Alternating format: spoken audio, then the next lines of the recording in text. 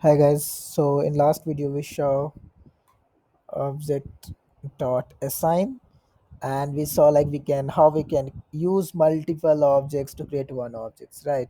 So to assign a value uh, from using assign, we each sources should be it works on enumerable values, right?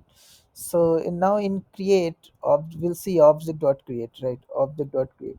So for that I need two things.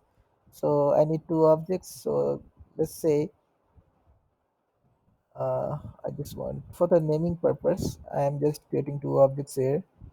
Object one, and in object two I will just use something else. Name Jack country USA. All right. Now I have two objects, object one and object two. So for the purpose, like let's see how we can create new object here again altogether. So O is a new, and if I use empty object here, no, sorry. So if I create empty object, then what it will do is like it will start with empty object.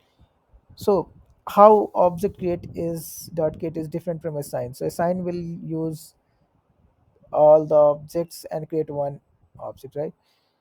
In create what happens like if I create new object from object one, it will add these properties in its prototype. So let's try and understand what I am saying. So it does not have right now its own property. We don't see its own property here, but if you expand this you will see we have object one properties here. So it added all the object one properties into prototype. So let's try again with object 2. It created a new object with its all properties in its prototype. So we can access, although it's not its own property, but we can access it, right? So we'll learn about those things more in details in prototype tutorial. For now, just explore this and understand how we can create new object having uh, a source object as a prototype properties.